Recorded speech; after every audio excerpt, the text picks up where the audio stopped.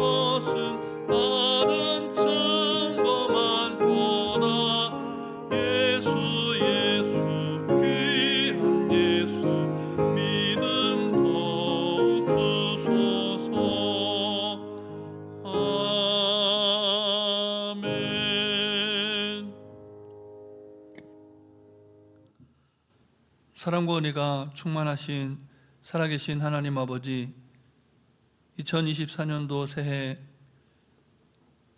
사순절 두 번째 날 아침을 예배하며 기도로 나아가게 하시니 감사를 드립니다.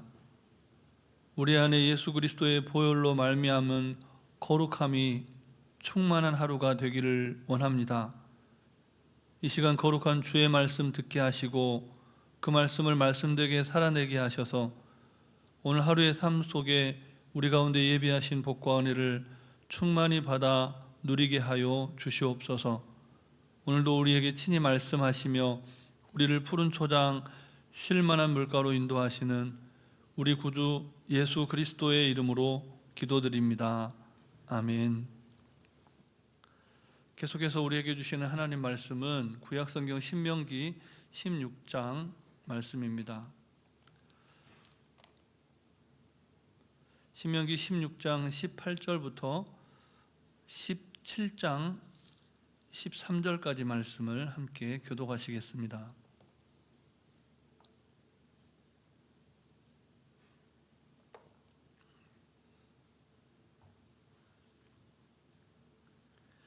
내 하나님 여호와께서 네게 주시는 각 성에서 네 지파를 따라 재판장들과 지도자들을 둘 것이요 그들은 공의로 백성을 재판할 것이니라.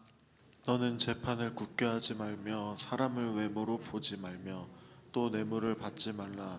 뇌물은 지혜자의 눈을 어둡게 하고 의인의 말을 굳게 하느니라. 너는 마땅히 공의만을 따르라. 그리하면 네가 살겠고 내 하나님 여호와께서 네게 주시는 땅을 차지하리라. 내 하나님 여호와를 위하여 쌓은 제단 곁에 어떤 나무로든지 아세라상을 세우지 말며 자기를 위하여 주상을 세우지 말라. 내 하나님 여호와께서 미워하시느니라. 흠이나 악질이 있는 소와 양은 아무것도 내 하나님 여호와께 드리지 말지니 이는 내 하나님 여호와께 가증한 것이 됨이니라. 내 하나님 여호와께서 내게 주시는 어느 성중에서든지 너희 가운데 어떤 남자나 여자가 내 하나님 여호와의 목전에 악을 행하고 그 언약을 어기고 가서 다른 신들을 섬겨 그것에게 절하며 내가 명령하지 아니한 이럴 성신에게 절한다 하자. 그것이 내게 알려짐으로 내가 듣거든 자세히 조사해 볼지니 만일 그 일과 말이 확실하여 이스라엘 중에 이런 가증한 일을 행함이 있으면 너는 그 악을 행한 남자나 여자를 내 성문으로 끌어내고 그 남자나 여자를 돌로 쳐 죽이되 죽일 자를 두 사람이나 세 사람의 증언으로 죽일 것이요 한 사람의 증언으로는 죽이지 말 것이며 이런 자를 죽이기 위하여는 증인이 먼저 그에게 손을 댄 후에 뭇 백성이 손을 댈지니라. 너와 이와 같이 하여 너희 중에서 악을 제할지니라. 내 성중에서 서로 피를 흘렸거나 다투었거나 구타하였거나 서로 간에 고소하여 내가 판결하기 어려운 일이 생기거든 너는 일어나 내 하나님 여호와께서 택하실 곳으로 올라가서 레위 사람 제사장과 당시 재판장에게 나아가서 물으라. 그리하면 그들이 어떻게 판결할지를 내게 가르치리니 여호와께서 택하신 곳에서 그들의 내게 보이는 판결의 뜻대로 내가 행하되 그들이 내게 가르치는 대로 삼가 행할 것이니 곧 그들이 내게 가르치는 율법의 뜻대로 그들이 내게 말하는 판결대로 행할 것이요 그들이 내게 보이는 판결을 여겨 좌로나 우로나 치우치지 말 것이니라. 사람이 만일 무법하게 행하고 내 하나님 여호와 앞에 서서 섬기는 제사장이나 재판장에게 듣지 아니하거든 그 사람을 죽여 이스라엘 중에서 악을 제하여 버리라. 그리하면 온 백성이 듣고 두려워하여 다시는 무법하게 행하지 아니하리라. 아멘. 오늘 본문에서 우리가 주목해서 보아야 할 단어들은 하나님 여호와, 그리고 지도자, 공의, 재판, 우상, 증인이라고 하는 말들입니다. 먼저 본문은 하나님 여호와라고 하는 이 단어에 주목하게 하실 때 이스라엘에게 성을 주시는 분이 하나님이심을 분명히 밝히고 있습니다. 아직 주어지지 않은 성입니다. 신명기는 이미 주어진 땅에서의 생활이 아니라 아직 들어가지 못한 땅에서의 삶의 양식에 관해서 미리 가르치는 말씀이라는 점을 늘 기억하면서 묵상해 나아가야 합니다. 이때 무엇보다 중요한 사실은 앞으로 들어갈 그 땅을 누가 주시는가를 아는 지혜입니다. 신명기는 줄곧 앞으로 이스라엘 백성들이 들어가서 얻을 땅이 하나님 여호와께서 주시는 땅이라고 분명하게 말씀합니다. 이스라엘을 막아서는 대적들을 물리쳐 주실 분도 여호와 하나님이시라고, 전쟁에 능하신 여호와 하나님이시라고 분명히 말씀을 합니다. 우리의 신앙 고백 역시 마찬가지죠. 하나님께서 우리를 약속의 땅으로 인도해 주십니다. 하나님께서 우리에게 주시는 땅은 저마다의 소명에 따라 다를 수 있습니다. 그렇지만 모든 그리스도인들이 들어가야 할 궁극적인 하나님의 나라는 하나인 나라입니다.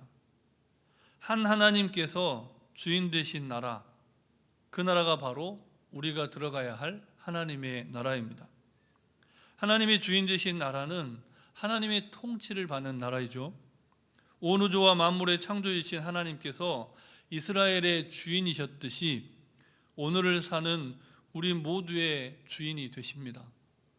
그러므로 우리는 늘 하나님의 통치를 받는 하나님 나라 백성으로서의 품위와 품격을 지키며 살아가야 마땅한 것이죠. 우리에게 이 땅을 주시고 또 오늘에 이르기까지 이런 평화를 누리며 살게 하신 하나님, 또 우리의 거처를 허락하신 하나님, 비록 이 땅에서 때로는 부족한 듯 살아가도 결국은 모든 것에 부족함이 없는 하나님 나라로 이끄시는 우리 하나님께 감사하는, 감사를 회복하는 하루가 되시기를 바랍니다. 이어서 오늘 본문은 약속의 땅에 들어갈 하나님의 백성들이 정복해서 정착할 성읍에 재판장과 지도자들을 세우라라고 명령을 합니다. 그리고 말씀에 우리가 뒷부분에서 읽었듯이 그 재판장과 지도자들의 말을 듣고 그 말대로 행하되 그 말을 거역하거나 행하지 않는 사람들은 죽이라고까지 명령을 합니다. 그렇다면 재판장과 지도자가 얼마나 중요하겠습니까? 오늘 본문에서도 나타나듯이 재판장과 지도자들은 이스라엘의 사법과 정치를 대표하는 사람들입니다. 그리고 그들의 말에 따라서 한 사람의 생명이 죽고 사는 문제가 결단이 나기도 했다는 겁니다. 그러니까 재판장과 지도자들이 어떤 사람이어야 하는가를 밝히는 것이 무엇보다 중요했다는 것이죠.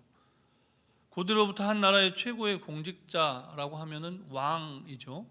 그런데 본문은 왕에 관한 언급보다 재판장에 관한 언급을 먼저 하고 있다는 사실을 주목해 볼 필요가 있습니다.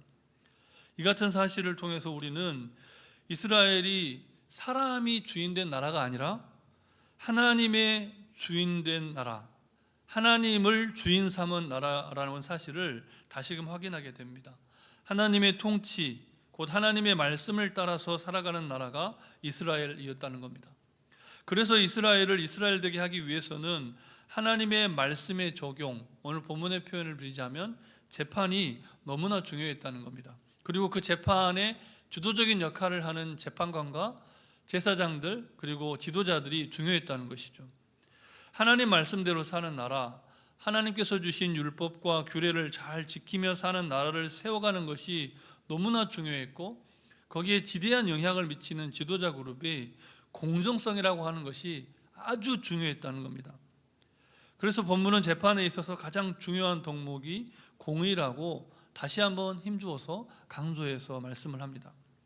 이스라엘 백성들은 공의로운 재판을 받아야 했고, 또 지도자들은 공의로운 재판을 행함으로써 공의로우신 하나님의 영광을 세상에 나타내 보여줄 수 있어야 했다는 겁니다.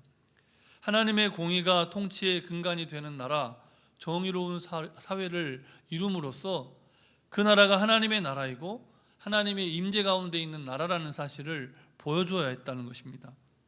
이를 위해서 재판장과 지도자의 위치에 있는 사람들에게 요구되는 사항이 있었는데, 그것을 아주 잘 정리해 놓은 내용이 19절과 20절 말씀입니다. 본문 16장 19절과 20절 말씀을 우리 한 절씩 함께 읽겠습니다. 너는 재판을 굽게 하지 말며 사람을 외모로 보지 말며 또 뇌물을 받지 말라. 뇌물은 지혜자의 눈을 어둡게 하고 의인의 말을 굽게 하느니라. 너는 마땅히 공의만을 따르라. 그래야면 내가 살겠고 내 하나님 여호와께서 내게 주시는 땅을 차지하리라. 아멘. 공정한 재판을 위해서 요구되는 가장 중요한 세 가지 원칙을 제시하고 있는데요. 첫 번째는 판결을 왜곡하지 말아라. 둘째는 외모로 판단하거나 편견하지 말아라. 특혜를 주는 재판이나 편파 판정을 하지 말아야 되는데, 그것을 위해서 뇌물을 받지 말라라고 말씀을 합니다. 그리고 뭐라고 말씀합니까? 마땅히 공의만을 따르라. 근데 우리가 본문에서 이 뇌물이라고 하는 단어를 선물이라는 단어로 해석하기도 합니다. 선물은 좋은 것이죠. 그런데 재판 상황에서 그런 선물이 오고 가면 재판을 하는 사람이나 재판을 받는 사람이나 이 재판에 중대한 영향을 미칠 수가 있다는 겁니다. 판단을 흐리게 할 수 있다는 것이죠. 그러므로 재력이나 인맥이 재판을 흐리게 하지 않도록 어떤 경우에도 공의로운 판단의 원칙을 준수해야 했다는 겁니다. 예전보다는 많이 좋아졌다고 하지만 여전히 우리나라에도 봐주기식 문화가 우리 생활 속에 너무나 깊이 뿌리내린 관행으로 자리 잡아 있습니다. 서로를 배려하는 마음이 좋은 것이죠. 긍휼히 여겨야 하고 사랑해야 하죠. 그런데 재판이라고 하는 상황 속에서는 대단히 냉정해야 하고 공정해야 한다는 겁니다. 동시에 공정성을 해칠 우려가 있는 경우라면 좋은 관계라도 혹은 좋은 선물이라도 금지해야 하는 것이 올바른 하나님 나라 백성의 삶의 원칙이라는 겁니다. 신앙의 경우도 마찬가지입니다. 광야의 뜨거운 태양을 피할 수 있는 나무 그늘은 아주 적합한 예배의 장소가 되었죠. 아브라함도 나무에서 제사 드리지 않습니까? 나무를 세우거나 큰 나무 아래서 제사를 드리는 행위는 나쁜 것이 아니었음에도 불구하고 오늘 본문에 원천적으로 금지하고 있는데 왜 그렇습니까? 가나안 땅에 우상 숭배가 행해지던 곳이 나무 아래여서 그렇습니다. 그러니까 하나님이 거룩하게 선택한 땅에 우상을 숭배하는 나무 기둥을 세우거나 혹은 나무를 심어서 그곳에서 예배하지 말라고 금지를 한 것입니다. 원천적으로 금지를 하고 있는데 그런 우상 숭배의 삶을 닮아갈 수 있기 때문에, 또 돌을 세우고 하나님을 예배하는 경우도 마찬가지죠. 베델에서 하나님의 놀라운 임재를 체험했던 야곱이 돌을 놓고 제사를 드리지 않습니까? 근데 돌을 세우고 하나님을 예배하는 경우도 구약 시대에는 흔했던 모습이었는데 그렇게도 하지 말라는 겁니다. 우리의 신앙생활과 현장도 마찬가지입니다. 하나님께서 받으시기에 합당한 예배를 드리지 못하게 우리를 미혹하고 그런 우상 숭배의 문화로 젖어들게 만드는 어떤 것이 우리의 마음의 지성소에 뿌리내리고 있진 않은지, 우리의 마음판에 자리 잡고 있는지, 주상과 같이 돌처럼 굳건하게 자리 잡고 있는 것이 하나님 아닌 무엇이 있는지 우리가 살펴보아야 한다는 겁니다. 자세하게 아주 면밀히 살펴보고 갱신하는, 우리 신앙을 새롭게 하는 사순절이 되시기를 바랍니다. 본문은 또한 우상을 섬긴다고 알려진 그런 사람들을 재판할 때 반드시 두세 사람의 증언을 듣고 자세히 조사해서 진행하라라고 말씀합니다. 왜 이런 규정을 두었을까요? 재판장과 지도자에게 대단한 권위가 위임되었기 때문에 그들의 말 한마디면 한 사람이 죽고 사는 문제가 결정되기 때문에 그랬고, 또 한편으로는 한 생명이 너무나 소중한데 모함을 당하거나 잘못된 판단으로 억울한 판결을 받으면 안 되기 때문에 그런 겁니다. 억울한 희생자가 생기는 것을 방지하는 제도적인 장치이고 또 지도자의 전횡을 방지하는 장치이기도 한 것인 겁니다. 우리도 누군가를 판단하고 정죄하기 전에 먼저 그 사람의 말을 직접 듣고 또 상황을 충분히 살펴보았더라도 주변 사람의 말까지 다 들어보고 난 후에 최대한 객관적인 판단을 해야 합니다.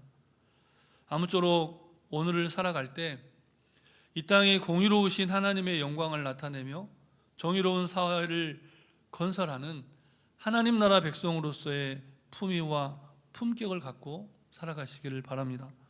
하나님 보시기에 합당한 예배자로 일어서기 위해서 우리의 모든 삶을 한번 이 사순절 기간에 살펴보면서 하나님 아닌 그 무엇이 우리의 마음의 중심에 자리 잡고 있지 않은지, 우리가 누군가에 대한 편견과 치우친 판단으로 하나님의 말씀을 거스르는 삶을 살고 있지 않은지 엄격한 증거와 객관적인 증언을 토대로 치우침이 없이 판단하는 성도의 삶을 살아가시기를 주님의 이름으로 축복합니다. 우리 주신 말씀을 기억하면서 함께 합심해서 기도하실 때 먼저는 우리 교회와 이 나라가 하나님의 공의로 충만하도록 사순절 기간 동안 거룩한 성전, 외적인 성전과 내적인 성전이 온전히 거룩하여지는 회복의 역사가 일어나도록 기도해 주시고, 환우들의 치유와 회복을 위해서 오늘부터 진행되는 청년부 동계 수련회와 또 진행 중인 농해호 교회 건축을 위해서 성령님의 인도하심을 따라 함께 합심하여 기도하겠습니다. 사랑권에가 충만하신 하나님, 사순절 시작되었고 두 번째 날을 맞이합니다. 하나님, 우리 교회와 이 나라가 하나님의 공의로 충만한 나라가 되기를 소원합니다. 공의로우신 하나님의 영광을 나타내며 정의로운 사회를 건설하는 하나님 나라의 친백성으로 살아가기를 원합니다. 하나님 보시기에 합당한 예배자로 일어서며 모든 삶에 있어서 순종하고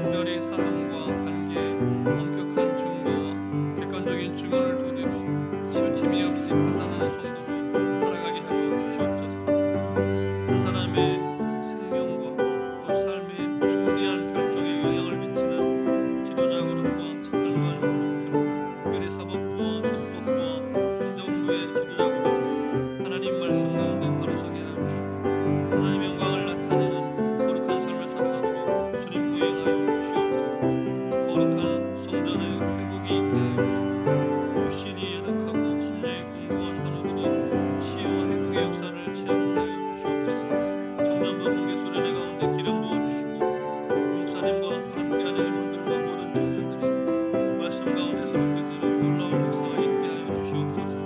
농해교회 건축의 동 가운데 기름 부어주시고 모든 장애물들 하나하나를 주님께서 제거하셔서 하나님의 영광을 나타내고 하나님의 놀라운 역사를 체험하는 농해교회 되도록 역사하여 주시옵소서. 모든 말씀 예수님 이름으로 기도드립니다. 아멘.